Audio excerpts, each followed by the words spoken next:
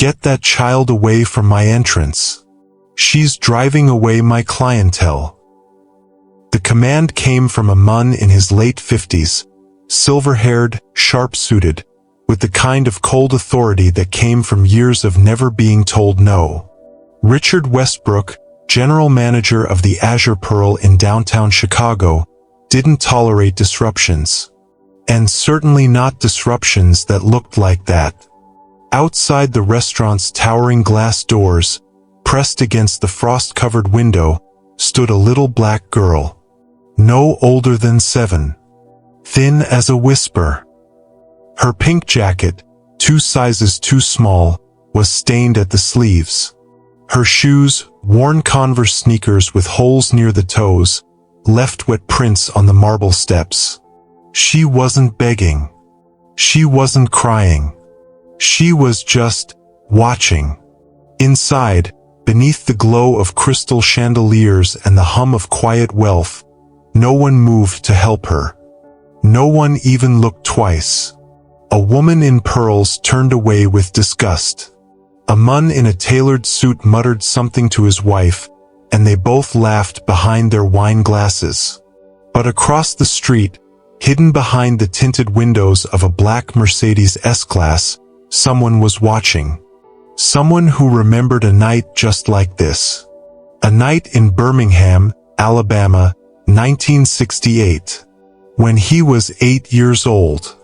When his mother held his hand outside a whites-only diner, and he learned what it meant to be invisible. His name was Marcus Elliott. Billionaire. Philanthropist. A man who'd built an empire from nothing. And tonight, he was about to remind the world that some doors should never be closed. But what Marcus didn't know, what no one knew, was that this little girl's presence outside the Azure Pearl wasn't an accident. And the events about to unfold would expose secrets that powerful people had spent decades trying to bury. If this story moves you, drop a comment below and let us know where you're watching from.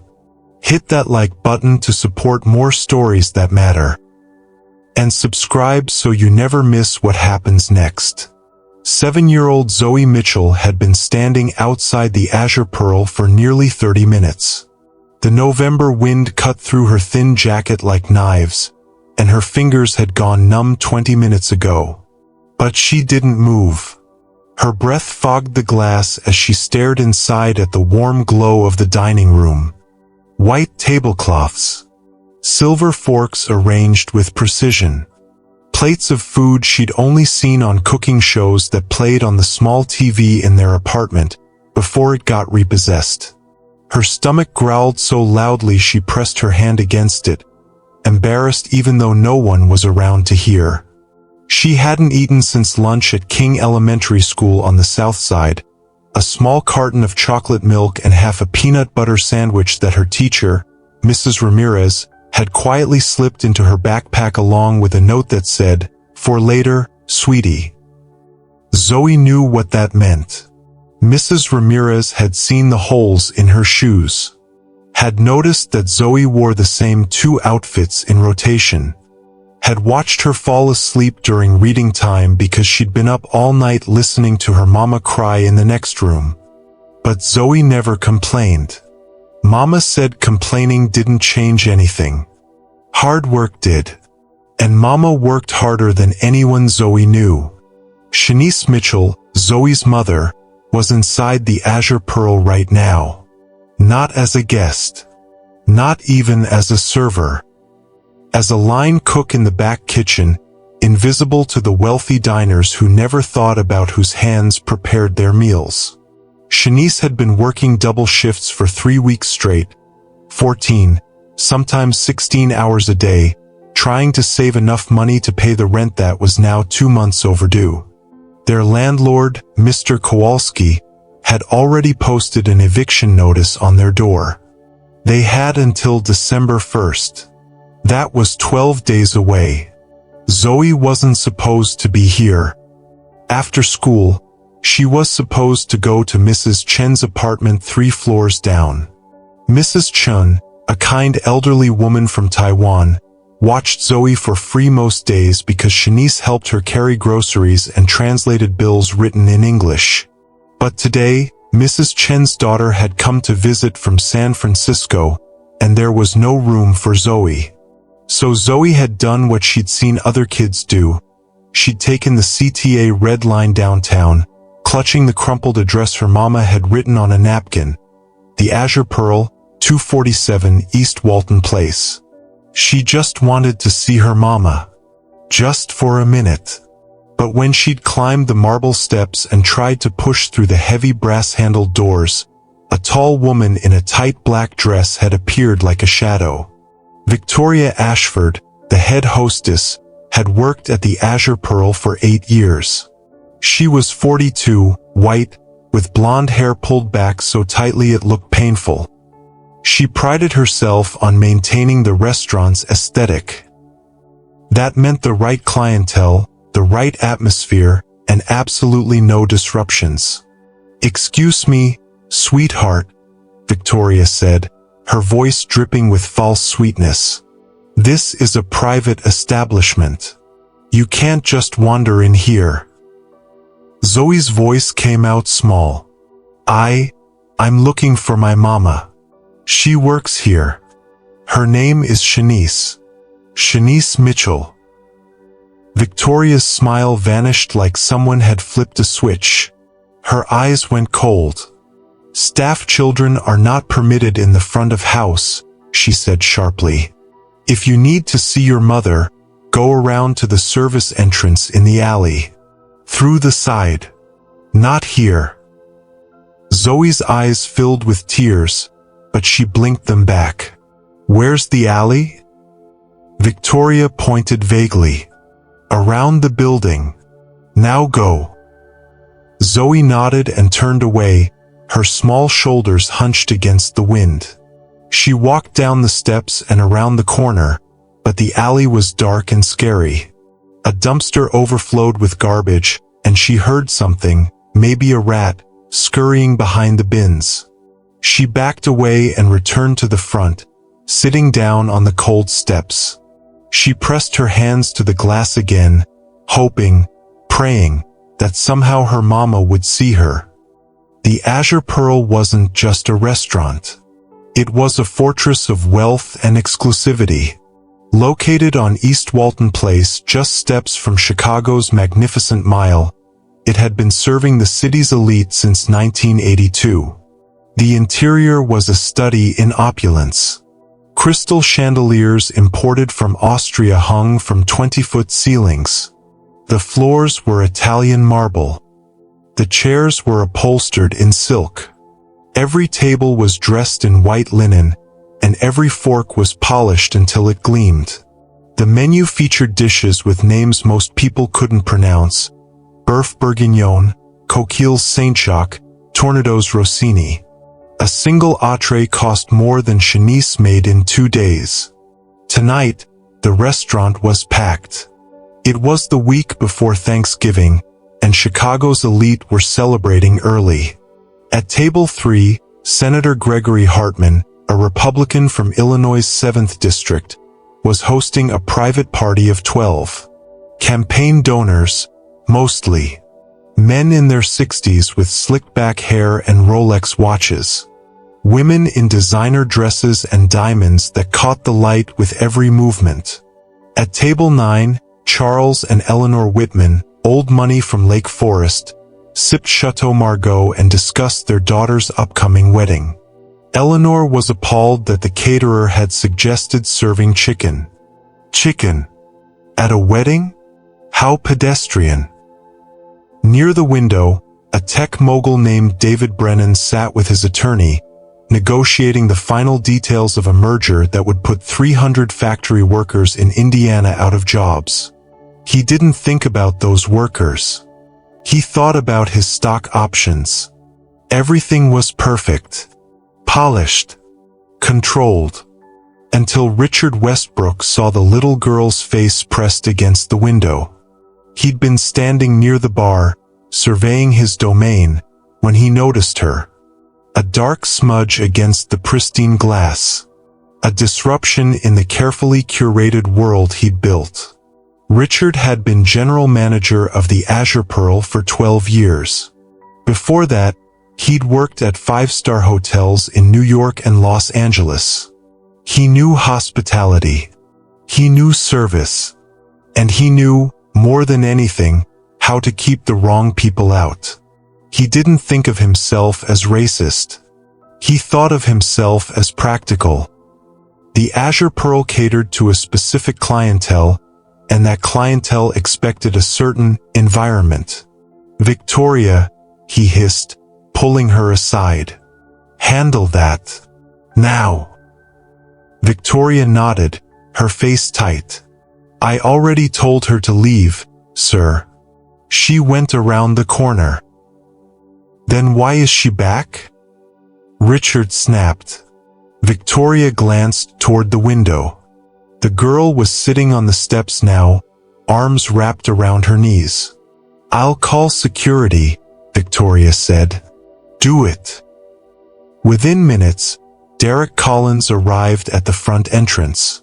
Derek was a black man in his mid-40s, broad-shouldered and 6'3", with kind eyes that didn't quite match his intimidating frame. He'd been a cop with the Chicago Police Department for 15 years before a knee injury forced him into early retirement. He'd taken the security job at the Azure Pearl 6 months ago.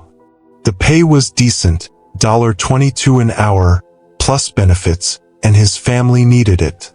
His daughter, Aisha, was a sophomore at Northwestern, studying engineering. His wife, Denise, was recovering from breast cancer surgery, and the medical bills were piling up faster than he could pay them. Derek couldn't afford to lose this job. But when he stepped outside and saw Zoe sitting on those steps, shivering in the November cold, something inside him cracked. She looked like Aisha had at that age. Small. Vulnerable. Innocent. "Hey, sweetheart," Derek said gently, kneeling down so he was at her eye level. "You okay?" Zoe looked up at him with wide, brown eyes rimmed with tears. "I just want to see my mama." Derek's chest tightened. "What's your mama's name?" "Shanice. Shanice Mitchell. She cooks here." Derek nodded slowly. He knew Shanice. She was quiet, kept her head down, worked harder than anyone else in that kitchen. She'd once given him half her lunch when he'd forgotten his wallet. She didn't have to do that. "Stay right here," Derek said. "I'm gonna get her for you." Zoe's face lit up. "Really? Really?" Derek stood and walked back inside. But before he could reach the kitchen, Richard intercepted him in the hallway. "Collins," Richard snapped. "I didn't tell you to have a conversation with her. I told you to remove her." Derek's jaw tightened. "She's 7 years old, sir. Her mother works here. She's not doing anything wrong." "She's loitering," Richard said coldly. "She's scaring off customers. Do your job or I'll find someone who will." Derek stared at him for a long moment. Then he nodded slowly. "I'll handle it," he said. But as he walked toward the kitchen, Derek made a decision. He wasn't going to remove that little girl. He was going to get her mother. In the back kitchen, Shanice Mitchell was in the weeds. Orders were coming in faster than she could plate them. The head chef, Gordon Steele, a red-faced white man with a booming voice and a temper to match, was screaming at everyone. "Where's my risotto? Move, people. We're drowning here." Shanice's hands moved on autopilot. She'd been on her feet for 9 hours, and her back ached so badly she could barely stand straight. But she didn't stop. She couldn't. She was elbow-deep in prep work, dicing shallots for the Coquille Saint-Jacques, when Derek pushed through the swinging kitchen doors. "Shanice," he called over the noise. She looked up, startled. Derek wasn't supposed to be in the kitchen. "Yay! Your daughter's outside." Shanice's knife clattered to the cutting board. Her heart stopped. "What?" "Zoe. She's sitting on the front steps." The kitchen spun. Shanice's hands started to shake. "What's she doing here?" "She's supposed to be at Mrs. Chen's." "I don't know," Derek said. "But she's cold, and she's crying, and she's asking for you." Shanice tore off her apron and moved toward the back exit. But Gordon's voice boomed across the kitchen. "Mitchell, where the hell do you think you're going?" She turned. "My daughter." "I don't care," Gordon said, his face red and veins bulging. "Service isn't over. You leave now, you don't come back." Shanice froze. The kitchen went silent. Everyone was staring. Shanice's mind raced. She was 2 months behind on rent. The eviction notice was already posted. If she lost this job, she'd lose the apartment. Where would they go? A shelter? Her car? She didn't even have a car anymore. It had been repossessed in September. But then she thought of Zoe, 7 years old, sitting alone in the cold, scared, crying, and Shanice made her choice. "Then I don't come back," she said quietly. She walked out. Gordon stared after her, stunned. The kitchen staff exchanged glances. One of the sous chefs, a young Latina woman named Maria Gonzalez, whispered under her breath, "About damn time someone stood up to him." Outside, Shanice burst through the side door and ran to Zoe, scooping her up in her arms. Baby, what are you doing here?" Shanice whispered, her voice cracking. "Mrs. Chen wasn't home," Zoe sobbed. "I didn't know where to go. I took the train. I'm sorry, Mama. I'm sorry." "Shoo, baby. It's okay. It's okay." But it wasn't okay. Shanice had just quit her job. They had no money, no backup plan. And in 12 days, they'd be homeless. Across the street, the black Mercedes S-Class sat idling at the curb. Inside, Marcus Elliott watched through the tinted window. His driver, James Porter, a retired Marine in his 50s who'd worked for Marcus for over a decade, glanced in the rearview mirror. "You want me to pull up, sir?" James asked. Marcus didn't answer right away. He was staring at the woman and the little girl, watching the way the woman held her daughter, the way she kissed her forehead, the way she tried to shield her from the cold. He'd seen this before. Not here. Not in Chicago. But in Birmingham, Alabama. 1968. Marcus had been 8 years old. His mother, Ruth Elliott, had been a maid for a white family in Mountain Brook. One evening after church, they'd walked to a diner on First Avenue. Marcus had been so excited, he'd never eaten at a restaurant before. But when they tried to go inside, the owner had stopped them. "We don't serve coloreds here." Marcus remembered the way his mother's hand had tightened around his. The way she'd pulled him away without a word. The way she'd cried in the car afterward, thinking he was asleep. He'd never forgotten that feeling. The shame. The anger. The helplessness. And now, watching Shanice and Zoe, he felt it all over again. "James," Marcus said quietly, "pull up to the restaurant." "Yes, sir." The Mercedes glided forward, its headlights cutting through the dark. Shanice saw the car approaching and instinctively pulled Zoe closer. She'd learned long ago to be wary of strangers, especially in expensive cars. The back door opened, and a man stepped out. He was tall, over 6 feet, with silver-streaked black hair and sharp, intelligent eyes. He wore dark jeans, a gray cashmere sweater, and a long wool coat that probably cost more than Shanice made in 6 months. But there was something about the way he carried himself. Not arrogant, just certain. And then Shanice realized he was black. "Excuse me," Marcus said, his voice low and warm. "I'm sorry to interrupt." Shanice's body tensed. "We're fine. We don't need anything." Marcus nodded. "I'm sure you don't. But I saw what happened. Your daughter, she was turned away, wasn't she?" Shanice's throat tightened. She didn't answer. Marcus knelt down so he was eye level with Zoe. "Hi there. What's your name?" Zoe looked at her mother, uncertain. Shanice hesitated, then nodded. "Zoe," the little girl whispered. "That's a beautiful name," Marcus said. "You cold, Zoe?" She nodded. "You hungry?" She nodded again. Marcus looked up at Shanice. "Would you let me buy you both dinner?" Shanice's eyes narrowed. Why? It was a fair question.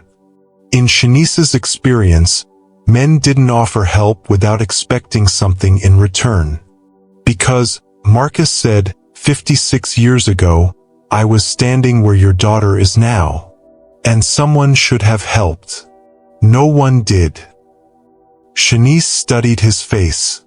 There was something in his eyes, something honest, something painful, that made her pause. "We don't need charity," she said finally. "It's not charity," Marcus replied. "It's dinner. At a table. With dignity." Shanice looked down at Zoe, who was staring up at her with hopeful eyes. "Can we, Mama?" Zoe whispered. "Please." Shanice's resolve cracked. She was exhausted. She'd just lost her job. And her daughter was cold and hungry. "Okay," she said quietly. Marcus smiled. "Good." He stood and gestured toward the front entrance. "Shall we?" But as they approached the doors of the Azure Pearl, none of them knew what was waiting inside. And none of them, not Marcus, not Shanice, not even Richard Westbrook, could have predicted the events that were about to unfold. What happens when they step inside? Will they be turned away again? And what is Marcus Elliott hiding about his connection to this restaurant? Keep watching to find out. Marcus reached for the door handle. The heavy brass was cold under his fingers. He pulled it open and held it, gesturing for Shanice and Zoe to enter first. "Ladies first," he said. Shanice hesitated at the threshold. The warmth from inside hit her like a wave, but so did something else, the weight of dozens of eyes turning toward her. She stepped inside, Zoe's small hand clutched tightly in hers. The moment they crossed the threshold, the entire restaurant went silent. Conversations stopped mid-sentence. Wine glasses paused halfway to lips. Forks hovered over plates. Every single person in that dining room turned to stare. Zoe's worn Converse sneakers squeaked against the polished marble floor.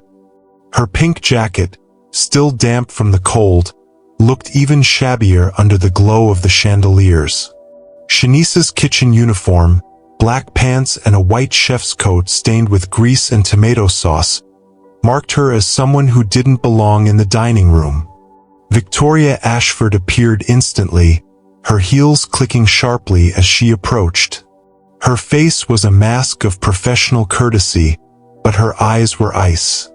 "I'm sorry," Victoria said, not sounding sorry at all. But we're fully booked this evening. Marcus stepped forward. He didn't raise his voice. He didn't have to. I'm sure you can find us a table, he said calmly. Victoria's eyes flicked over him, taking in his expensive coat, his confident posture, the quiet authority in his voice. She hesitated. Sir, with all due respect, we have a dress code. And we meet it, Marcus interrupted. Unless you're suggesting something else? The air crackled with tension. Victoria's mouth opened and closed. She glanced toward the back of the restaurant, where Richard Westbrook was standing near the bar, watching the scene unfold with barely concealed rage. Richard strode forward, his face tight. Mr. Elliot, Marcus said. Marcus Elliot. Richard's expression didn't change, but something flickered in his eyes. Recognition? Uncertainty? Mr. Elliot, Richard said, forcing a smile that didn't reach his eyes. I'm Richard Westbrook, the general manager. I'm afraid we're completely booked tonight. Perhaps I could recommend another establishment. I don't want another establishment, Marcus said evenly. I want a table here. For 3. Richard glanced at Shanice and Zoe. His jaw tightened. Sir, I'm sure you understand we have standards to maintain. Standards? Marcus raised an eyebrow. Or preferences? The question hung in the air like smoke. Richard's face flushed. I don't appreciate what you're implying. Then find us a table, Marcus said. His voice was still calm, but there was steel underneath. Now. For a long moment, Richard didn't move. Then he turned to Victoria. Table 7. In the back. No, Marcus said. I want the best table in the house. Richard's eyes went wide. The best table is reserved for. Then unreserve it. Richard stared at him, his face red with suppressed fury. But something in Marcus's eyes, something dangerous and unwavering, made him back down. Fine, Richard said through clenched teeth. Table 12. By the window. He led them across the dining room. Every step felt like a walk through enemy territory. Whispers followed them like ghosts. Is that the girl from outside? What is management thinking? She looks homeless. This is disgraceful. At table 9, Charles Whitman, a man in his 70s with white hair and the permanently annoyed expression of someone who'd never been told no, leaned toward his wife. This is absurd, he muttered. What kind of establishment allows? Hush, Eleanor Whitman whispered, though her face showed she agreed. People are watching. Marcus guided Shanice and Zoe to table 12, the corner booth by the window, the most coveted seat in the restaurant. The view overlooked Michigan Avenue, where the city lights twinkled like stars. Zoe's eyes went wide. Mama, is this real? Shanice's throat tightened. She couldn't speak. She just nodded. Marcus slid into the booth across from them. A waiter appeared, Tyler Bennett, a young white man in his early 20s, barely out of college. He was nervous, his hands shaking slightly as he handed out menus. Good evening, Tyler stammered. Can I start you with something to drink? Hot chocolate for the young lady, Marcus said, smiling at Zoe. With extra whipped cream. Zoe's face lit up like Christmas morning. Tyler turned to Shanice. And for you, ma'am? Shanice flinched at the word ma'am. She wasn't used to being called that. Not in places like this. Water's fine, she said quietly. No, Marcus said gently. Order what you want. Shanice looked at the menu, her hands trembling slightly. Everything was so expensive. A glass of wine cost $18. Lemonade was $6. I'll have the lemonade, she said. And I'll have a bourbon, Marcus added. Neat. Tyler nodded and hurried away. As they waited for their drinks, a woman entered the restaurant. She was in her early 50s, with sharp features and auburn hair pulled into a severe bun. She wore a gray wool coat and carried a leather notebook. Her eyes swept across the dining room with the practiced gaze of someone who noticed everything. Her name was Catherine Morrison, and she was the food critic for the Chicago Tribune. Catherine had been reviewing restaurants in Chicago for 23 years. Her reviews could make or break an establishment. One scathing column from her, and reservations would dry up overnight. One glowing review, and you'd be booked solid for 6 months. She wasn't supposed to be at the Azure Pearl tonight. She'd been here 3 months ago and had already written her review, 3.5 stars, with praise for the boeuf bourguignon but criticism for the overly precious plating. But tonight, she'd received an anonymous tip. A phone call from a blocked number, a woman's voice, hurried and nervous. If you want a real story, go to the Azure Pearl tonight. Around 7 p.m. You'll see something worth writing about. Catherine had almost ignored it. Anonymous tips were usually garbage, disgruntled employees or jealous competitors trying to stir up trouble. But something in the woman's voice had compelled her to come. Now, standing in the doorway, Catherine's eyes landed on table 12. On the little black girl in the worn pink jacket. On the woman in the kitchen uniform. On the well-dressed black man sitting with them, calm and composed as if he owned the place. Catherine's journalist instincts kicked in. Something was happening here. Something important. She approached the hostess stand. Table for one, please. Victoria's eyes narrowed. She recognized Catherine Morrison. Every restaurant manager in Chicago knew her face. Of course, Ms. Morrison, Victoria said smoothly. Right this way. She led Catherine to a table near the bar, close enough to observe table 12 without being obvious.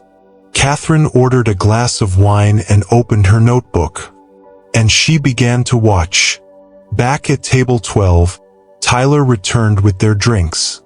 He placed the hot chocolate in front of Zoe, and her eyes went wide at the mountain of whipped cream piled on top.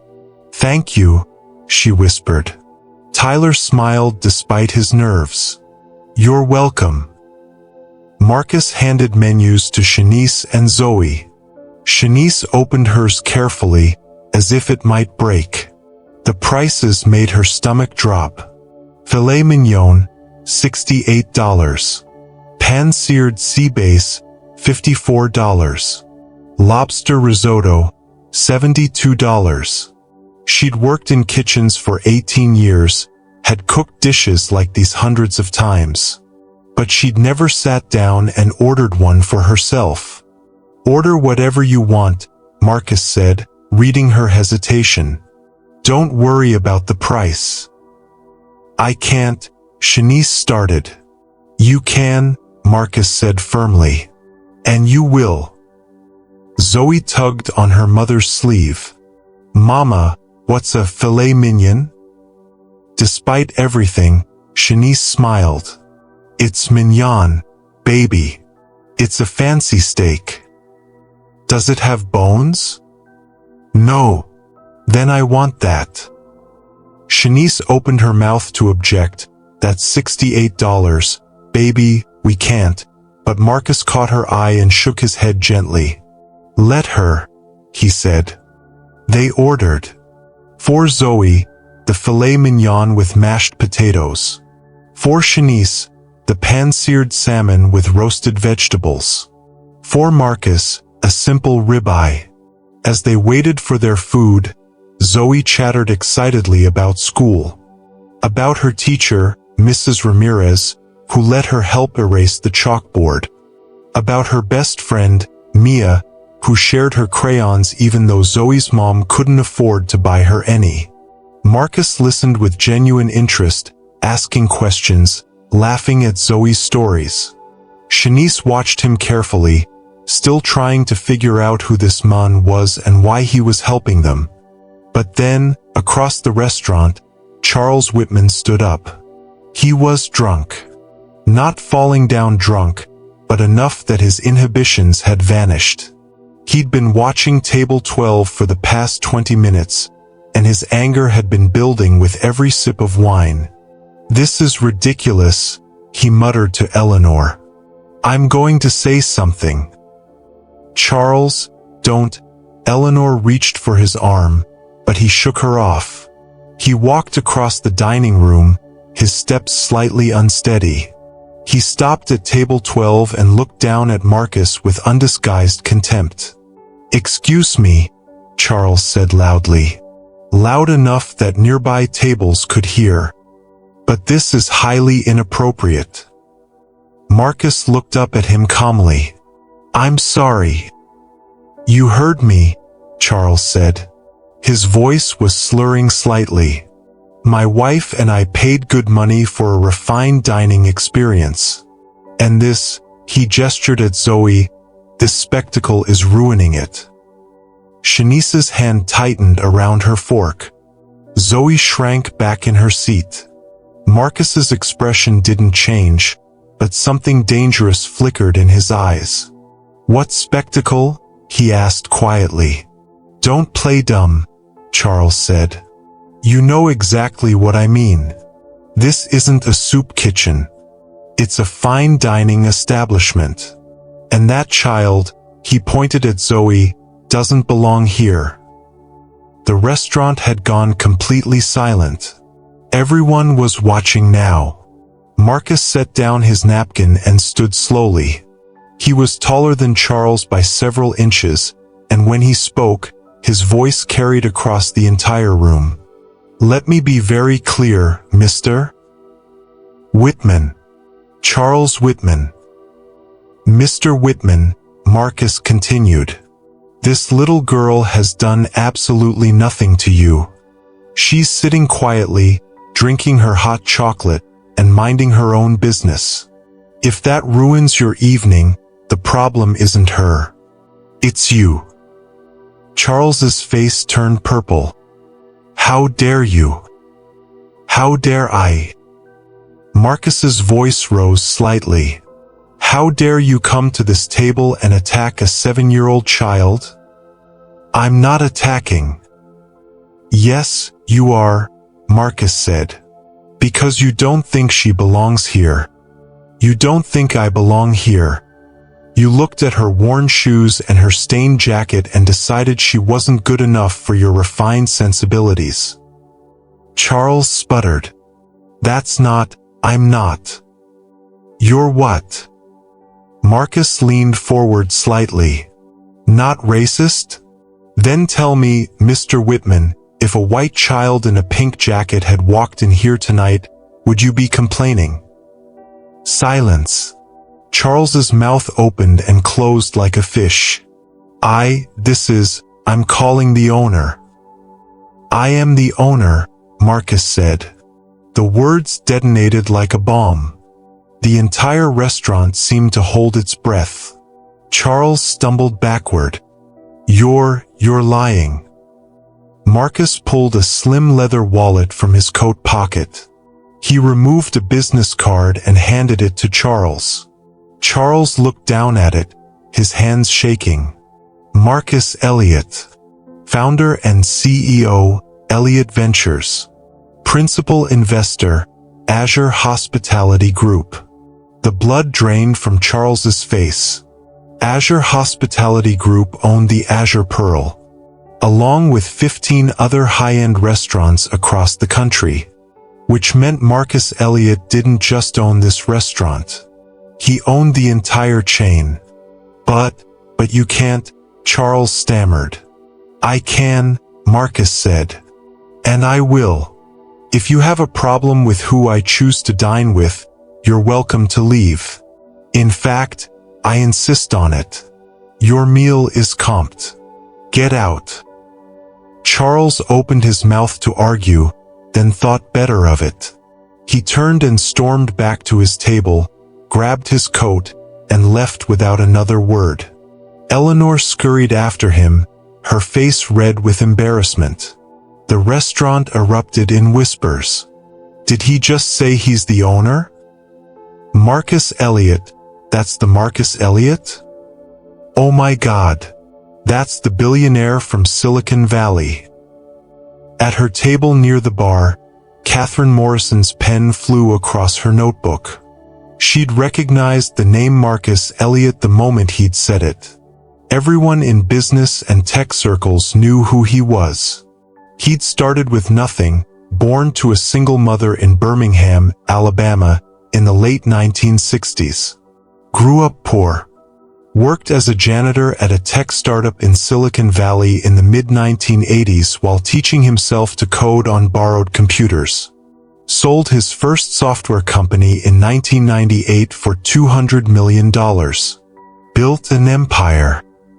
By 2010, he was worth over $3 billion. But what made Marcus Elliott truly fascinating wasn't his wealth. It was what he did with it.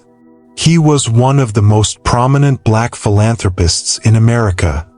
He'd funded scholarships for thousands of underprivileged students, built community centers in low-income neighborhoods, donated $500 million to HBCUs. And now, he was sitting in his own restaurant, defending a little black girl who'd been turned away at the door. Catherine smiled to herself. This wasn't just a story. This was the story. She continued writing, documenting every detail, every word, every moment. 20 minutes later, the food arrived. A different waiter brought it, not Tyler, but the head waiter, Philippe Rousseau, a Frenchman in his 50s who'd worked at the Azure Pearl since it opened. Philippe had heard what happened with Charles Whitman. He'd heard Marcus reveal his identity. And he was terrified. Philippe had been complicit in the restaurant's unofficial policies for years. He'd seated black customers in the back corners. He'd accidentally lost reservations made by people with ethnic-sounding names. He'd turned away families who didn't look like they belonged. He'd never questioned it. Richard said it was about maintaining standards. Philippe had believed him, or at least, he told himself he did. But now, watching Marcus Elliott sit at table 12 with this woman and child, Philippe felt something he hadn't felt in years: shame. He placed the plates down with trembling hands. "Your meals," he said softly. "I hope everything is to your satisfaction." Marcus looked up at him. Their eyes met for a brief moment, and Philippe felt as though Marcus could see straight through him. See every compromise, every moment of cowardice, every time he'd looked the other way. "Thank you, Philippe," Marcus said. Philippe nodded and hurried away. Zoe stared down at her plate in awe. The filet mignon was perfectly cooked, medium rare, with a pat of herb butter melting on top. The mashed potatoes were whipped into clouds. Roasted asparagus lay artfully arranged beside it. "Mama," Zoe whispered, "this is the most beautiful food I've ever seen." Shanice's eyes filled with tears. She'd plated thousands of dishes just like this one. Had arranged garnishes with tweezers and drizzled sauces with precision. But she'd never been on this side of the table. She'd never been the one being served. Marcus watched them quietly. He didn't touch his own food yet. He wanted to see Zoe take the first bite. Zoe cut a small piece of steak with her knife, carefully, the way her mama had taught her, and lifted it to her mouth. The moment she tasted it, her eyes went wide. "Oh my gosh," she breathed. "Mama, this is amazing." Shanice smiled through her tears and took a bite of her salmon. It was perfect. Crispy skin, tender flesh, with a lemon butter sauce that was bright and rich at the same time. It tasted like everything she'd been denied for 18 years. "Thank you," Shanice whispered, looking at Marcus. I don't know how to thank you." "You don't have to," Marcus said. "Just enjoy it." As they ate, Marcus asked Shanice about herself. About her life, her dreams, her story. Shanice hesitated at first. She wasn't used to people being interested in her. But there was something about Marcus, the way he listened without interrupting, the way he asked follow-up questions, the way he truly seemed to care, that made her open up. She told him about growing up in Gary, Indiana. About her mother, who died of diabetes when Shanice was 16. About dropping out of high school to take care of her younger siblings. About moving to Chicago when she was 19, chasing the dream of something better. She told him about getting pregnant at 23. About Zoe's father, who disappeared before Zoe was born. About working 3 jobs to keep the lights on. And she told him about her dream, the one she barely allowed herself to think about anymore. "If I could do anything," Shanice said quietly, "I'd open my own restaurant. Nothing fancy. Just a little soul food place. Somewhere people like me could come and feel at home." Marcus leaned forward. "Have you ever written a business plan?" Shanice laughed bitterly. "I barely finished 10th grade. I don't know anything about business plans." "But you know how to cook," Marcus said. "Right. Better than anyone in that kitchen," Shanice said. There was no arrogance in her voice. Just truth. "Then that's all you need," Marcus said. "Everything else can be learned." He reached into his coat pocket and pulled out a business card. He wrote something on the back and slid it across the table. "Call that number tomorrow morning. Ask for my assistant, Angela Martinez. Tell her I sent you. We'll talk about your restaurant." Shanice stared at the card, her hands shaking. I can't accept this." "You're not accepting charity," Marcus said. "You're accepting an opportunity. What you do with it is up to you." Shanice looked down at the card, tears streaming down her face.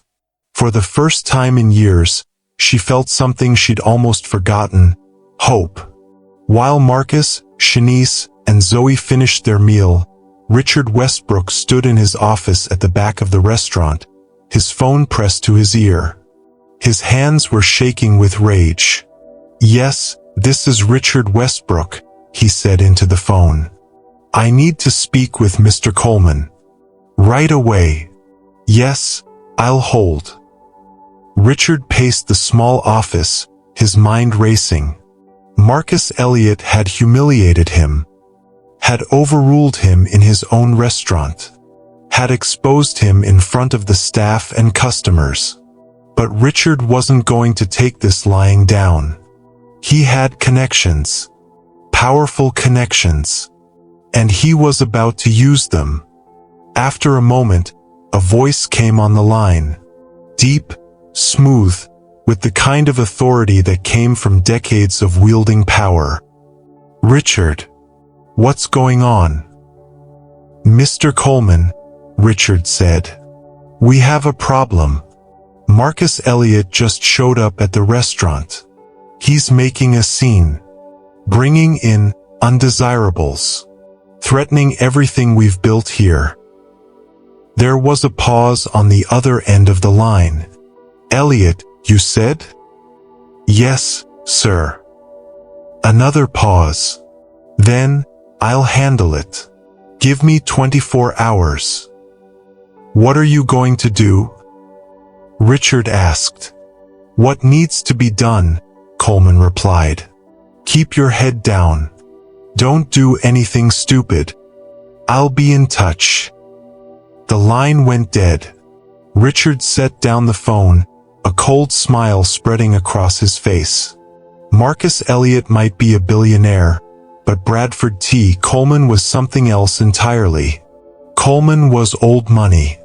Real estate mogul. Political kingmaker. A man who'd been pulling strings in Chicago for 40 years. A man who believed deeply, truly, that there were certain people who belonged in certain places, and certain people who didn't. Richard had worked with Coleman for years, quietly enforcing the standards that kept the Azure Pearl exclusive. Coleman had been generous in return, bonuses, gifts, introductions to important people. Now, Coleman would take care of the Marcus Elliott problem. Richard just had to wait. What is Bradford Coleman planning? What dark secret connects him to the Azure Pearl? And what will happen when Marcus discovers the truth? The answers will shock you. Keep watching. The next morning, Shanice woke up at 6 a.m. out of habit. For a moment, she forgot she'd quit her job. Then the memory crashed over her like a wave, and her stomach dropped. No job. No income. Eviction in 11 days. But then she remembered the business card sitting on her nightstand. Marcus Elliott's card. She picked it up, turning it over in her hands. Was it real? Had last night actually happened, or had it been some kind of dream? Zoe padded into the bedroom, rubbing her eyes. Mama? Are you okay? Shanice smiled and pulled her daughter into bed beside her. I'm okay, baby. Last night was the best night of my whole life, Zoe said. That man, Mr. Marcus, he was nice. Like a superhero. Shanice kissed the top of her head. Yeah, baby. He was. At 9 a.m., Shanice called the number on the card. It rang twice before a woman answered. Elliott Ventures, Angela Martinez speaking. Shanice's throat went dry. Hi. My name is Shanice Mitchell. Mr. Elliott told me to call. Ms. Mitchell. Angela's voice brightened immediately. Yes, Mr. Elliott briefed me this morning. He asked me to clear his schedule for you. Can you come to our offices today? Say, 2 p.m. Shanice's heart raced. Yes. Yes, I can do that. Wonderful. I'll text you the address. See you then. The line clicked off. At 1:45 p.m., Shanice stood outside a gleaming glass tower on West Wacker Drive in downtown Chicago. The building was 60 stories tall, all steel and glass, reflecting the afternoon sun. She'd worn her best outfit, a simple black dress she'd bought at Goodwill 3 years ago, and her only pair of nice shoes, which pinched her feet. Zoe was with Mrs. Chun, who'd apologized profusely for not being available the day before. Shanice took a deep breath and walked inside. The lobby was stunning. Marble floors, modern art on the walls, a reception desk that looked like it belonged in a spaceship. I'm here to see Angela Martinez, Shanice said to the receptionist, a young Asian woman with a kind smile. Of course. 30th floor. She's expecting you. Shanice rode the elevator up, her heart pounding. The doors opened to reveal a sleek, modern office space. Floor-to-ceiling windows overlooked the Chicago River. Angela Martinez was waiting for her, a Latina woman in her 40s with warm brown eyes and a professional but friendly demeanor. Ms. Mitchell, Angela said, extending her hand. "It's wonderful to meet you. Please, follow me." She led Shanice down a hallway and into a conference room. Inside, Marcus was waiting, dressed casually in jeans and a button-down shirt. "Shanice," he said, standing. "Thank you for coming." Thank you for inviting me," Shanice stammered. Marcus gestured to a chair. "Please, sit. Can I get you anything? Coffee? Water?" "Water would be great." Angela poured her a glass from a pitcher on the table, then sat down with a notepad. Marcus leaned forward, his hands folded on the table. "I want to talk about your restaurant." Shanice blinked. "I don't have a restaurant." "Not yet," Marcus said. "But you will. If you want it." Over the next hour, Marcus walked her through his vision. He would provide startup capital, enough to secure a location, hire staff, and cover operating costs for the first year. In return, he'd take a minority stake in the business, 30%. Shanice would own the rest and have full creative control. "I don't want to run your restaurant," Marcus said. "I want to help you build it. You'll make all the decisions. The menu, the atmosphere, the name, all of it. This is your dream, Shanice. I'm just opening the door." Shanice's head was spinning. "Why are you doing this? You don't even know me." Marcus was quiet for a moment. Then he said, "Can I tell you a story?" Shanice nodded. "I grew up in Birmingham, Alabama," Marcus began. "My mother was a maid. She worked for a white family in Mountain Brook, the wealthy part of town. She cleaned their house, cooked their meals, took care of their children. She worked 6 days a week, 12 hours a day, for barely enough money to keep us fed. One night when I was 8 years old, she took me to a diner. I'd never been to a restaurant before. I was so excited. But when we tried to go inside, the owner stopped us. He said, 'We don't serve coloreds here.' My mother didn't argue. She just took my hand and walked away. But I saw her face.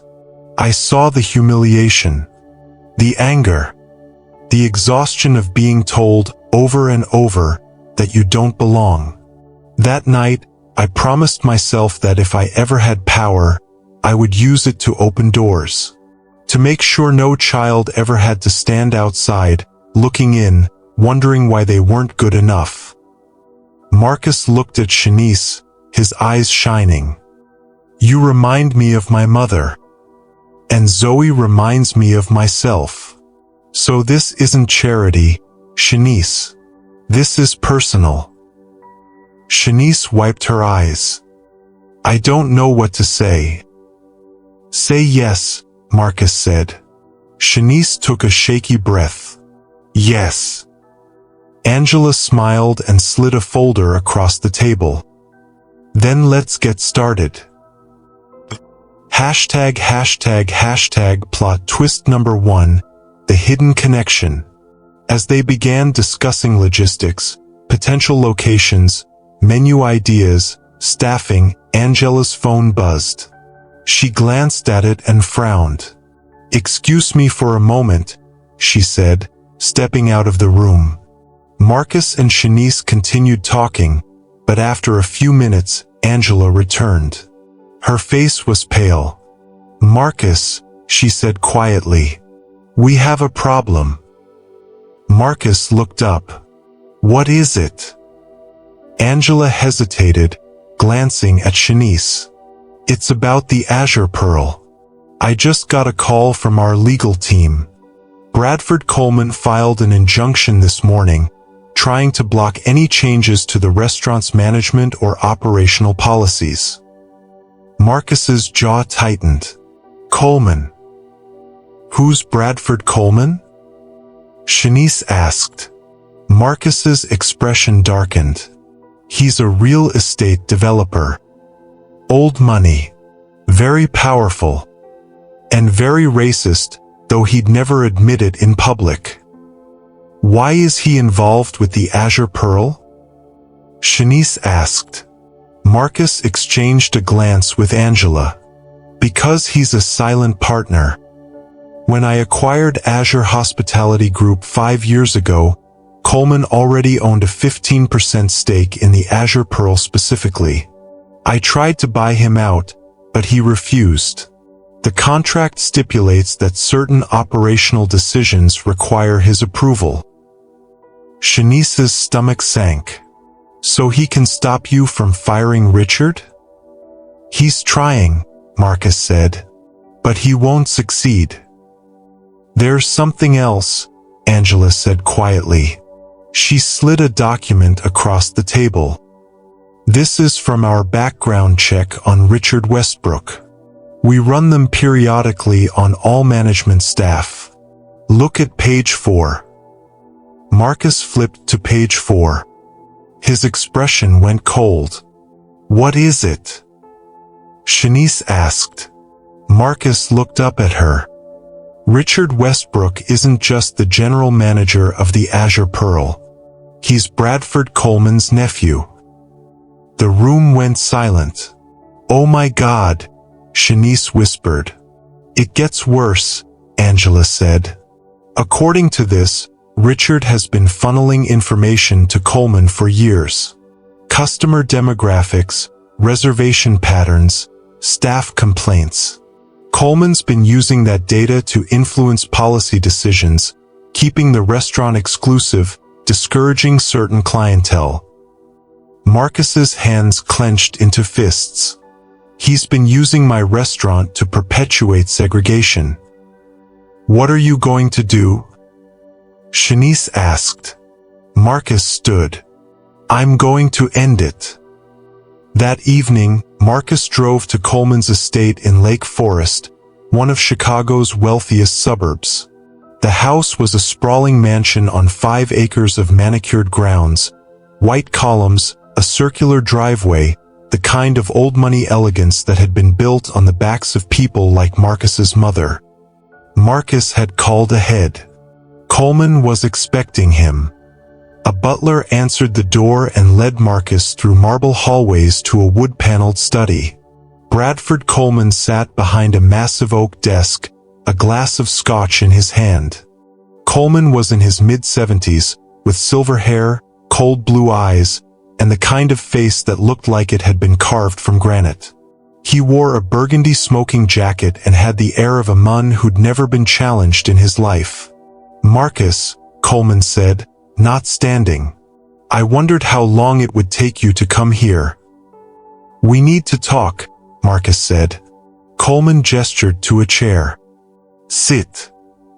I'll stand. Coleman smiled. Suit yourself. What can I do for you? You can withdraw your injunction, Marcus said. And you can sell me your stake in the Azure Pearl. Why would I do that? Because you're using my restaurant to discriminate against black customers, Marcus said. And I won't allow it. Coleman took a sip of his scotch. That's a very serious accusation. Do you have proof? I have 5 years of reservation data, Marcus said, showing a clear pattern of exclusion. I have testimony from staff members. And I have my own experience, watching my manager turn away a 7-year-old child because of the color of her skin. Coleman shrugged. The Azure Pearl has standards. That's what makes it special. If we let just anyone in, it becomes ordinary. Just anyone? Marcus's voice was dangerously quiet. You mean black people? I mean people who don't appreciate fine dining, Coleman said. People who don't understand the culture we've built. Yes, that includes many black people. But it's not about race, Marcus. It's about class. That's a lie, Marcus said. And you know it. Coleman set down his glass. You're young, Marcus. You've made a lot of money, and good for you. But you don't understand how the world really works. There are rules, boundaries, places where certain people belong and others don't. That's not racism, it's order. It's apartheid, Marcus said. Coleman's eyes went cold. Watch your tone. Or what?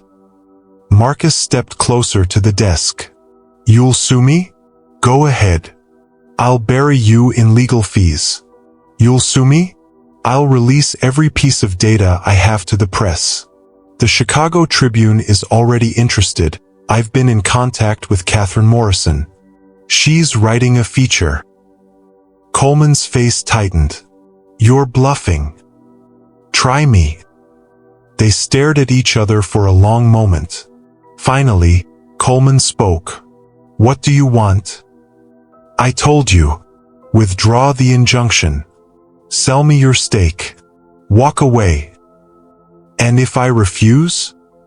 Then I'll expose you, Marcus said. I'll make sure every newspaper, every news station, every social media platform knows exactly what you've been doing. Your name will be synonymous with racism. Your real estate deals will dry up. Your political connections will abandon you. You'll be a pariah. Coleman's jaw clenched. You're making a mistake, Marcus. You think you can win by playing the race card, but you're wrong. This city has been mine for 40 years. One self-righteous billionaire isn't going to change that. We'll see, Marcus said. He turned and walked toward the door. Marcus, Coleman called after him. Marcus paused but didn't turn around. That little girl, Coleman said. The one you're defending so valiantly. Do you know who her mother is? Marcus turned slowly. What are you talking about? Coleman smiled, a cold, cruel smile. Shanice Mitchell. Ask her about her father. You might be surprised by what you find. What did Coleman mean? What secret is Shanice hiding about her past? And how does it connect to Marcus? The truth will change everything. Keep watching to find out. Marcus drove back to the city, Coleman's words echoing in his mind. Ask her about her father. What did that mean? As soon as he got back to his office, he called Angela. I need you to run a deeper background check on Shanice Mitchell. Family history, parents, everything. Marcus, what's going on? Angela asked. Just do it. Please. Okay. Give me an hour. Marcus paced his office, unable to shake the feeling that something was very wrong. Coleman wasn't the type to bluff. If he'd mentioned Shanice's father, there was a reason. 50 minutes later, Angela called back. Marcus, I found something. You're going to want to sit down for this. Just tell me. Angela took a deep breath. Shanice's father's name was Robert Mitchell. He died in 2003. But before that, he worked as a driver and bodyguard for Bradford Coleman. Marcus's blood ran cold. What? For 15 years, Angela continued. From 1985 to 2000. According to employment records, Robert Mitchell was Coleman's primary driver. He was with him almost every day. That doesn't make sense, Marcus said. Why would Coleman hire a black man as his driver if he's so racist? That's not all, Angela said quietly. I found court records. In 1999, Robert Mitchell filed a wrongful termination lawsuit against Coleman.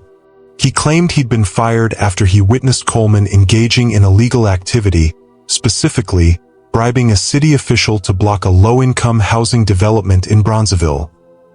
Marcus's mind raced. What happened with the lawsuit? It was settled out of court, Angela said. The terms were sealed. But according to the court filings, Robert Mitchell was paid $250,000 to drop the case and sign an NDA. Did Shanice know about this? I don't know, Angela said. But Marcus, there's one more thing. What? Robert Mitchell died in a car accident in 2003. Single vehicle collision on Lake Shore Drive. The police report says he lost control of the vehicle, but what? Angela hesitated. But the investigators' notes mentioned that the brake lines showed signs of tampering. They couldn't prove it, so the case was closed. But the investigator wrote that he suspected foul play. Marcus felt like he'd been punched in the stomach. You think Coleman had him killed? I think it's possible, Angela said. And if Shanice knew her father was investigating Coleman, then Coleman might see her as a threat, Marcus finished. Is Shanice in danger? What really happened to her father? And what will Marcus do when he discovers the full truth? The clock is ticking. Keep watching. That night, Marcus drove to Shanice's apartment on the south side. It was in a rundown building on South Cottage Grove Avenue, in a neighborhood that had seen better days. He climbed 3 flights of stairs to apartment 3C and knocked on the door. Shanice answered, surprise crossing her face. Marcus? What are you doing here? We need to talk, Marcus said. Can I come in?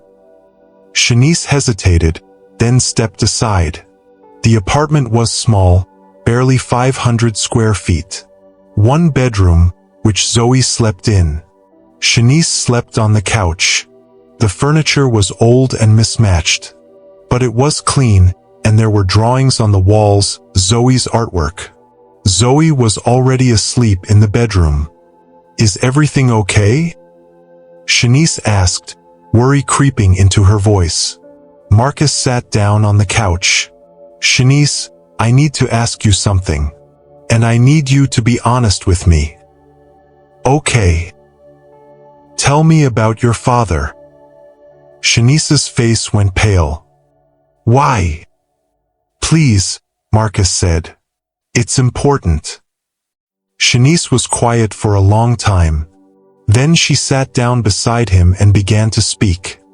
My father's name was Robert Mitchell, she said softly. He worked as a driver for a rich white man in Chicago. I didn't see him much when I was growing up. He was always working. But he was a good man. He tried to provide for us. When I was 15, he came home one night and told my mom he'd seen something at work. Something illegal. He wouldn't tell us what it was, but he said he was going to report it. A week later, he was fired. He tried to sue, but the men he worked for had powerful lawyers. They paid him off to keep quiet. And then, 2 years later, he died in a car accident. Shanice's voice broke.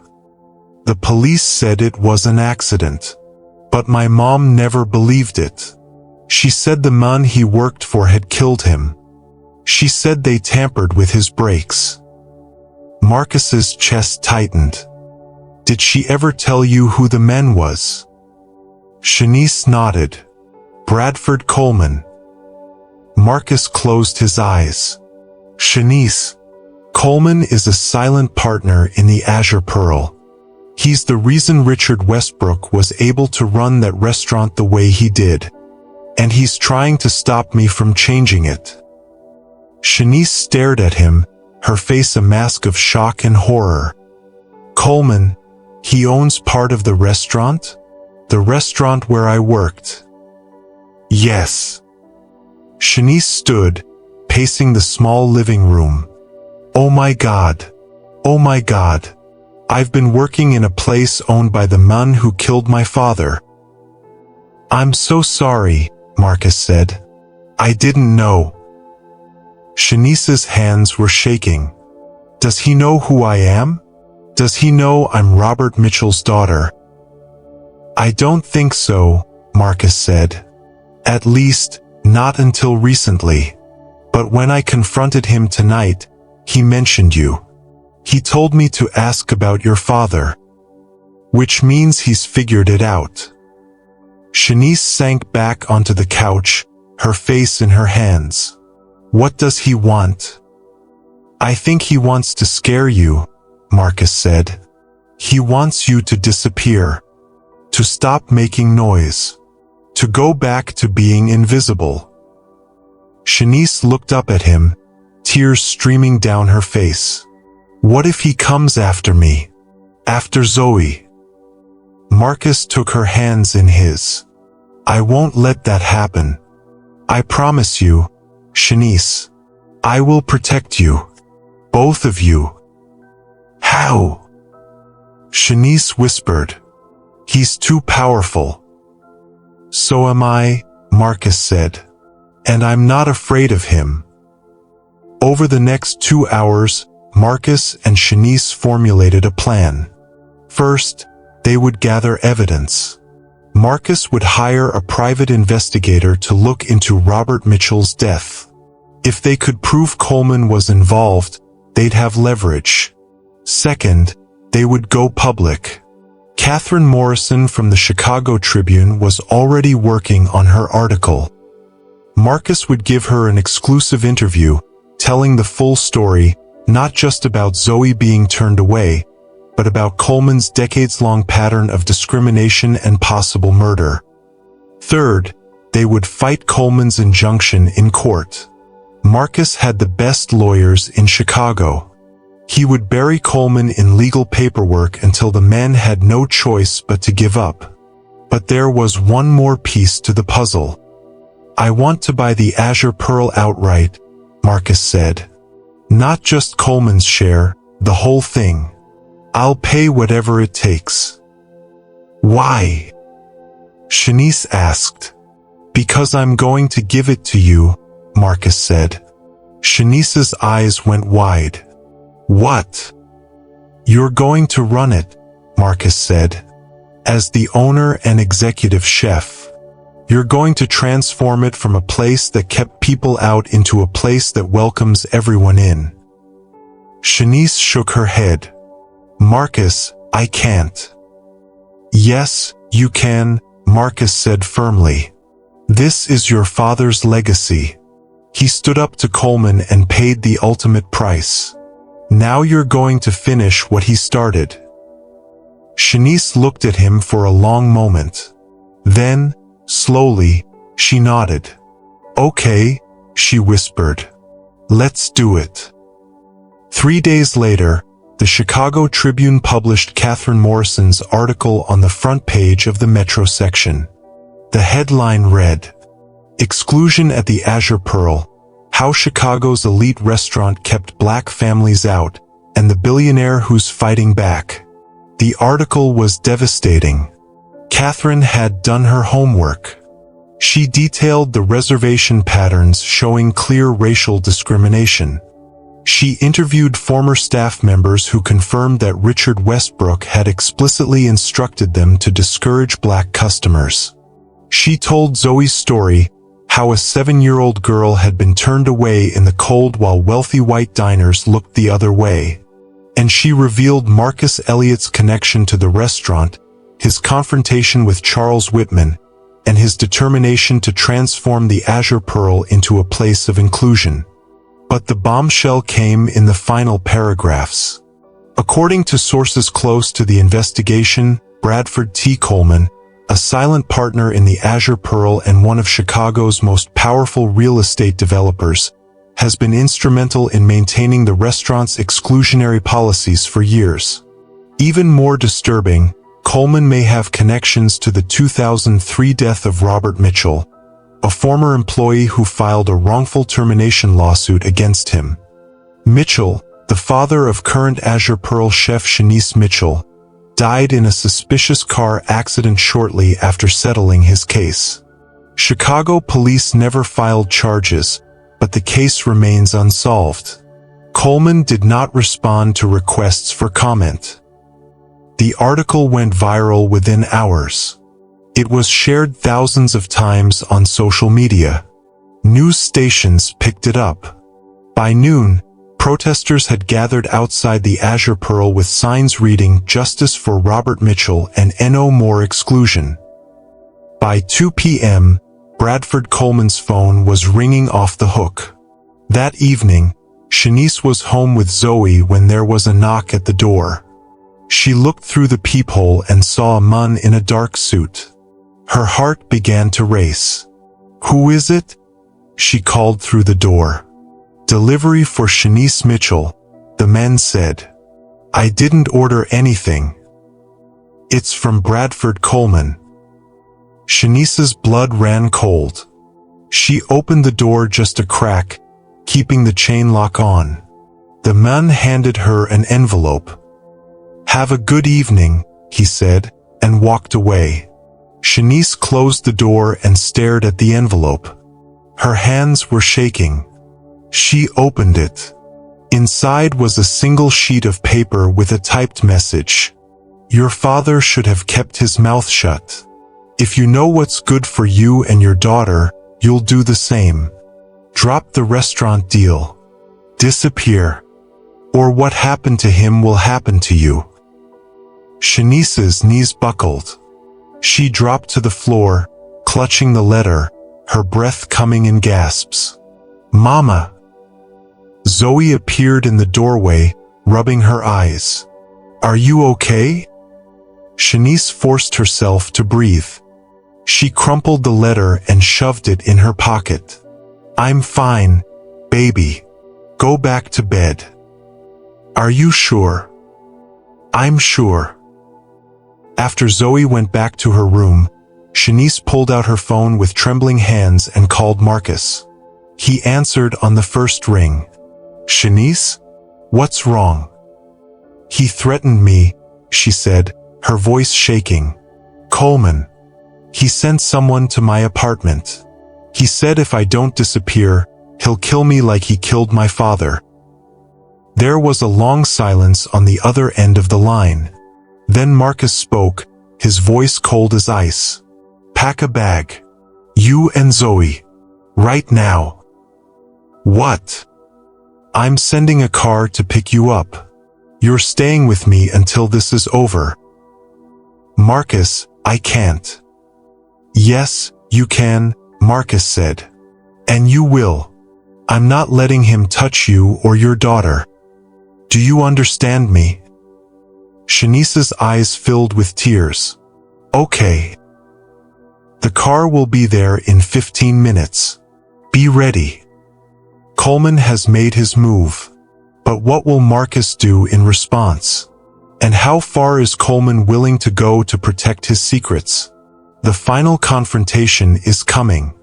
Stay tuned. 20 minutes later, Shanice and Zoe were in the back of a black SUV, driven by James, Marcus's driver. They drove north, out of the city, to a gated estate in Highland Park. Marcus was waiting for them at the door. The house was enormous, 8 bedrooms, floor-to-ceiling windows, a view of Lake Michigan that took Shanice's breath away. "You'll stay here," Marcus said, leading them inside. "I have a full security system. Guards at the gate. No one gets in without clearance." Zoe's eyes were wide as she looked around. "This is your house?" Marcus smiled. "One of them." He showed them to a guest suite on the second floor. It had its own bathroom, a king-sized bed, and a sitting area with a TV. "Get some rest," Marcus said. "We'll talk more in the morning." But Shanice couldn't rest. After Zoe fell asleep, she went downstairs and found Marcus in his study, staring at his computer screen. "I can't let you do this," Shanice said from the doorway. Marcus looked up. "Do what?" "Risk everything for me," Shanice said. "Coleman is dangerous. What if he comes after you? What if he—" "He won't," Marcus said. "Because I have something he doesn't." "What?" "The truth," Marcus said. "And people who care about it." He gestured to his computer screen. Catherine Morrison's article has been shared over 50,000 times. The story is spreading. People are angry.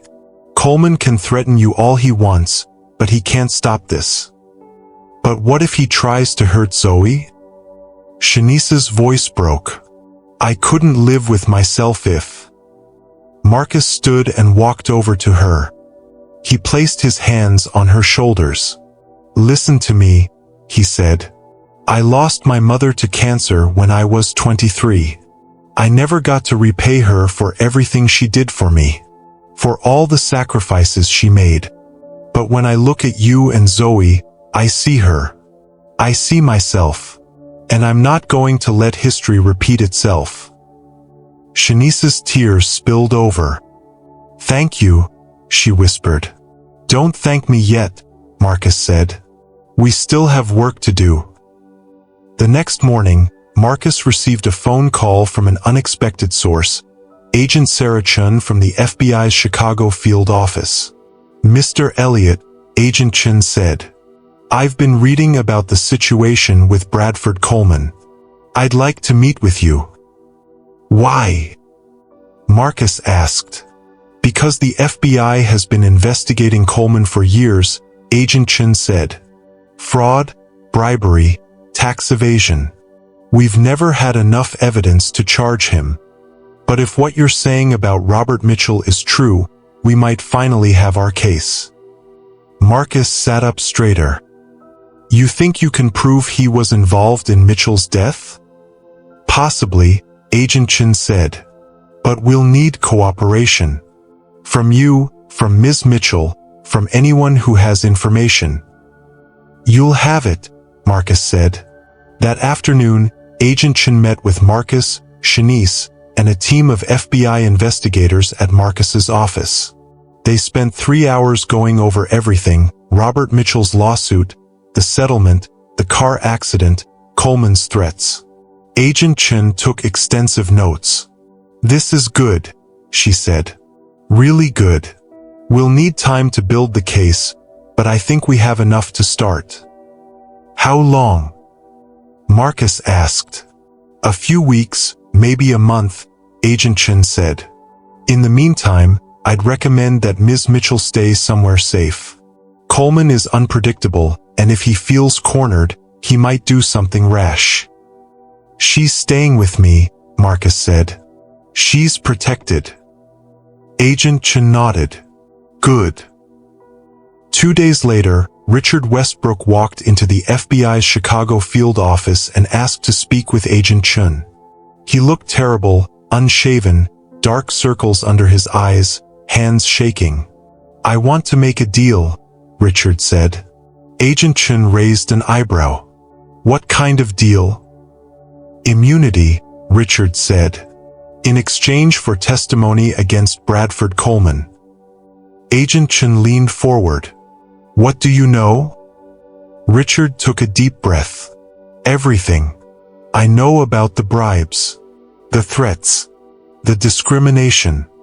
I know Coleman had Robert Mitchell killed.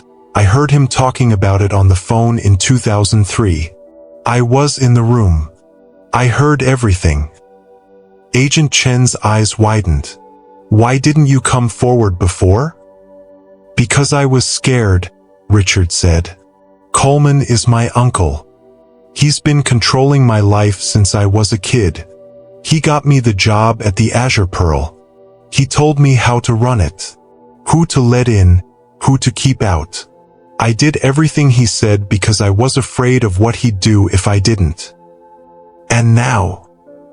Agent Chin asked. Now I'm more afraid of going to prison, Richard said. I saw the article. I know you're investigating. I want to cooperate before it's too late. Agent Chin studied him for a long moment. We'll consider your request. But you'll need to tell us everything. Every detail. Every conversation. Every crime you witnessed. I will, Richard said. I'll tell you everything. Richard's betrayal will blow Coleman's empire wide open. But will it be enough to bring him down? And what will Coleman do when he finds out? The final showdown is here. 3 weeks later, on a cold December morning, the FBI arrested Bradford T. Coleman at his Lake Forest estate. He was charged with conspiracy to commit murder, bribery of public officials, tax fraud, and civil rights violations. The arrest made national news. Footage of Coleman being led away in handcuffs was broadcast on every major network. Marcus watched it from his office, Shanice standing beside him. "It's over," Marcus said quietly. "Is it?" Shanice asked. "Really?" "Yes," Marcus said. "Coleman's lawyers will fight, but with Richard's testimony and the evidence the FBI collected, he's finished." Shanice exhaled, feeling the weight of the past 3 weeks lift off her shoulders. "I still can't believe Richard turned on him." "Fear makes people do unexpected things," Marcus said. "Richard knew he was going down. He chose to save himself." "Do you think Coleman will go to prison?" "Yes," Marcus said. "For a long time."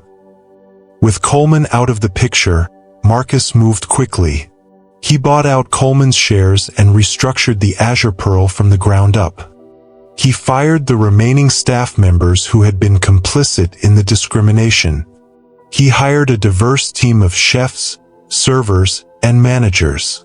And he installed Shanice Mitchell as the executive chef and co-owner. Shanice's first act was to redesign the menu.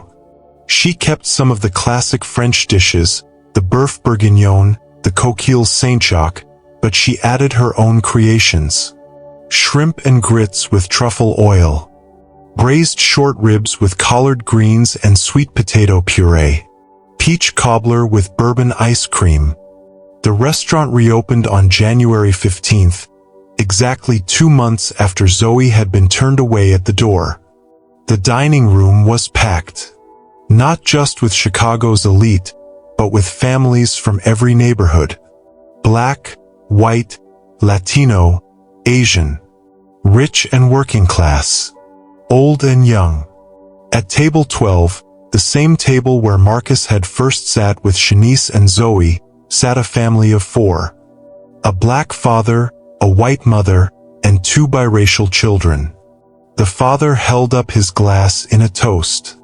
"To new beginnings," he said. His family clinked their glasses against his, smiling.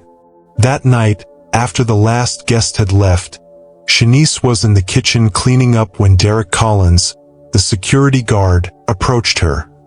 "Chef Mitchell," he said. "Someone left this for you at the front desk." He handed her a manila envelope. There was no return address. Just her name written in elegant script across the front.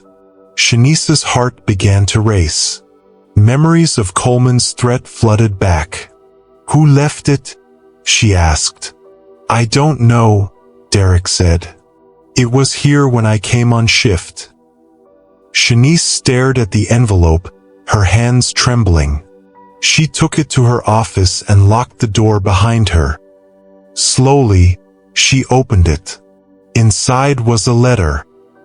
And a photograph. The letter was handwritten on expensive stationery. Shanice read it twice, her eyes filling with tears. "Dear Shanice, you don't know me, but I knew your father. My name is Margaret Coleman, and I am Bradford Coleman's ex-wife. I left Bradford 20 years ago because I could no longer stomach the man he had become. But before I left, I found something, evidence that he had tampered with your father's car. I was too afraid to come forward at the time. I've regretted it every day since." Enclosed is a photograph of a receipt from an auto repair shop, dated 2 days before your father's accident. Bradford paid a mechanic $10,000 to cut the brake lines on your father's car. The mechanic's name is printed at the bottom. He may still be alive. I know this doesn't bring your father back, but I hope it gives you the closure you deserve. I'm sorry I didn't come forward sooner. I was a coward. But you are not. You are brave and strong, and your father would be so proud of you. With deepest regret, Margaret Coleman. Shanice stared at the photograph. It was a receipt, just as Margaret had said. The mechanic's name was clearly visible, Tony Delgado, Northside Auto Repair. This was the evidence they needed. The final piece of the puzzle. Shanice picked up her phone and called Marcus. "Marcus," she said, her voice shaking. "I have proof. Real proof. Coleman killed my father, and I can prove it. The final evidence has been found. Coleman's fate is sealed." But what does this mean for Shanice and Zoe's future? The conclusion will move you. Keep watching. It was a warm July evening, and the Azure Pearl was alive with the sounds of laughter and clinking glasses. The restaurant had become one of the most popular dining destinations in Chicago. Not because it was exclusive, but because it was inclusive. Because every person who walked through the door, regardless of their race, their class, their background, was treated with dignity and respect. Shanice stood in the kitchen, plating a dish of shrimp and grits. She'd come a long way from the scared line cook who'd been threatened with firing. Now she was the owner and executive chef of one of Chicago's most celebrated restaurants. Zoe was there too, sitting at a small desk in the corner of the kitchen, doing her homework. She was 8 now, and she'd started taking cooking lessons from her mother on weekends. "Mama," Zoe called. "Can I help plate desserts tonight?" Shanice smiled. "Finish your homework first, baby." "Okay." Marcus walked into the kitchen, dressed casually in jeans and a button-down. He came by often, not as the owner, but as a friend. "How's service?" he asked. "Packed," Shanice said. "We're booked solid through October." "Good," Marcus said. "You've earned it." He glanced at Zoe. "Hey, kiddo. How's school?" "Good," Zoe said brightly. "Mrs. Ramirez said I'm the best reader in the class." "That's because you are," Marcus said. Shanice plated the last dish and wiped her hands on her apron. "You staying for dinner?" "If you'll have me," Marcus said. "Always." They walked out into the dining room together. Table 12 was set for 3. As they sat down, Shanice looked around the restaurant, at the diverse crowd, at the smiling faces, at the warmth and joy that filled the room, and felt something she hadn't felt in years. Peace. "What are you thinking about?" Marcus asked. "My father," Shanice said. "I wish he could see this." "He can," Marcus said. "I believe that." Zoe reached across the table and took her mother's hand. "I think so too, Mama." Shanice squeezed her daughter's hand and smiled. Bradford Coleman's trial lasted 8 weeks. With Richard Westbrook's testimony, Margaret Coleman's evidence, and the FBI's investigation, the case against him was overwhelming. He was found guilty on all charges and sentenced to 35 years in federal prison. Richard Westbrook, in exchange for his cooperation, received a reduced sentence, 5 years in a minimum security facility. The Azure Pearl thrived. Shanice opened a second location on the south side, a smaller, more casual spot called Mitchell's Kitchen, named after her father. It served soul food at prices that working families could afford. Within 6 months, it became a beloved community institution. Marcus continued his work with Elliott Ventures, but he spent more and more time mentoring young black entrepreneurs. He set up a scholarship fund in Robert Mitchell's name, providing full-ride scholarships to children of single mothers pursuing careers in hospitality. And every Sunday, Marcus, Shanice, and Zoe had dinner together at table 12. On a cold November evening, exactly 1 year after Zoe had stood outside the Azure Pearl, shivering in the cold, the three of them sat at their usual table. The restaurant was full, as always. But tonight felt different. Special.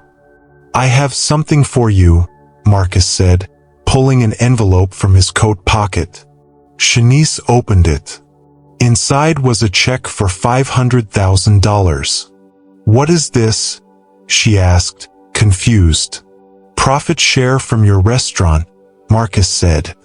"You've been so focused on reinvesting everything that you haven't paid yourself a real salary.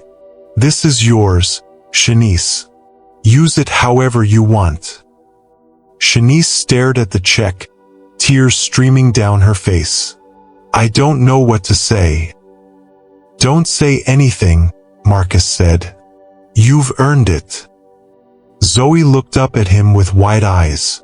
"Does this mean we can get a new apartment?" Shanice laughed through her tears. "Yes, baby. We can get a new apartment." "With 2 bedrooms?" "With as many bedrooms as you want." As they finished their meal, Shanice looked across the table at Marcus. This man who'd been a stranger a year ago. This man who'd changed her life. "Thank you," she said. "For everything." "No," Marcus said. "Thank you. You reminded me why I do this. Why any of it matters." Outside, snow began to fall. Soft white flakes drifted past the window of the Azure Pearl, covering the city in a blanket of clean white. Inside, a little black girl who'd once been turned away at the door sat at the best table in the house, eating dessert with her mother and the man who'd opened the door for them both. And for the first time in her young life, Zoe Mitchell felt like she belonged. Not because someone had given her permission, but because someone had reminded her that she always had. This story is dedicated to everyone who's ever been made to feel like they don't belong. To the mothers working 3 jobs. To the children standing in the cold. To the dreamers who refuse to give up. You belong. You matter. And your seat at the table is waiting. If this story touched your heart, please like this video and leave a comment below telling us where you're watching from. Subscribe to our channel for more stories that inspire, challenge, and remind us of our shared humanity. Thank you for watching. And remember, dignity isn't given. It's claimed.